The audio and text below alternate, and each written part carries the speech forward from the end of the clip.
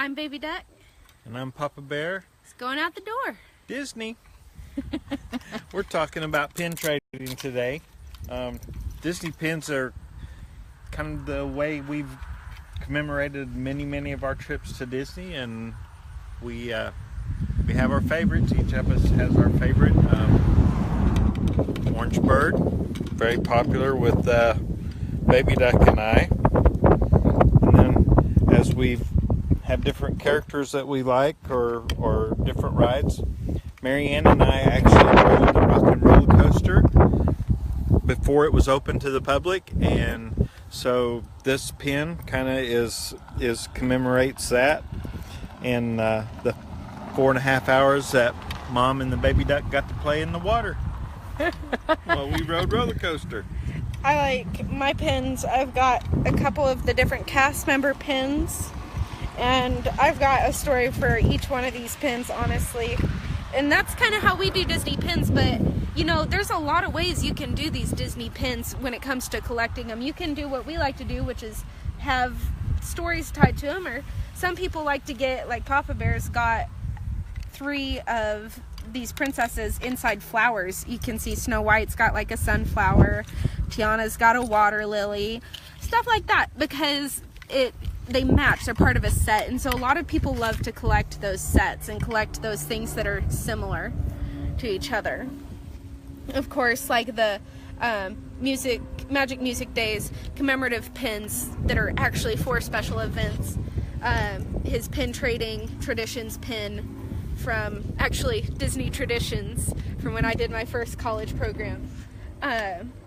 But there are a couple things when it comes to pin trading that you should be aware of. Things that make it safer and easier to have fun with all sorts of people and spread the magic. So, Papa Bear, would you like to help me demonstrate how we would trade pins? Sure. So, we both have a different kind of lanyard on. Mine snaps together in the back, and Papa Bear's has Velcro down low. So whenever someone comes up to trade with you, if you've got one that snaps in the front, it's always nice to be able to open that so they can see what you've got. And then if you've got one like this, if you will hold it kind of away from your body with your other hand so they can see, it makes it less awkward for them, and it makes it easier for them to see and talk to you. So Papa Bear, I love your Jiminy Cricket pin. Do you see any pins of mine that you like? I like this one, the uniform there. The engineer pin? Well, why don't we trade these? Now, when you trade them, you should always trade something fair. So if I had this pin and he had the same pin, it would not be nice of me to ask to trade the same pin. But we always trade with the back on. Just right there.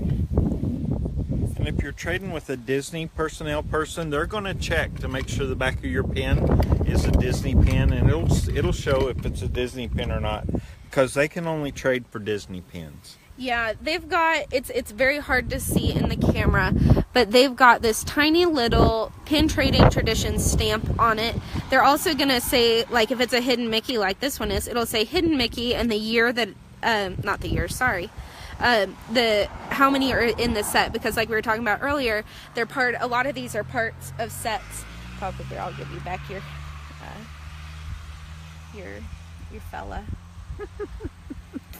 I know he's your favorite. Most of these pins that we have are the cast member pins.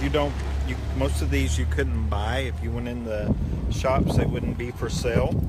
And the way you can tell a cast member pin is it'll have a little silver Mickey kind of down in one area. So here it's down here. The Ghoul has it on his leg. Orange Bird has it on his wing.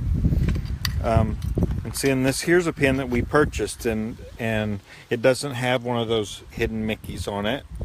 And the Chewbacca with the pumpkin, he's one that we bought. I think he's actually a Halloween exclusive. About 2 years ago, I think that one was. Well, and then we just like to do fun stuff with different pins. We got a special pin for our angel baby, Gigi Mama. This one we got for her because she put together our first family trip where we took all the kids and stuff, and so she was the holder of the pixie dust. So we got this one to Keeper of kind of the commemorate Nana Gigi doing the trip. And this pin is pretty heavy, and so if you had it on your lanyard, it actually has 2 bags to help hold it in place. But Nana Gigi's always got a backup supply of pixie dust. Well, I think that's going to be it for this pin trading video, but if you ever have any questions about pin trading or anything, you can always ask a pin trading cast member, which is pretty much all of us, and you can always message us on Going Out the Door Disney. We just want to say thanks guys for watching our video, and we'll see you soon.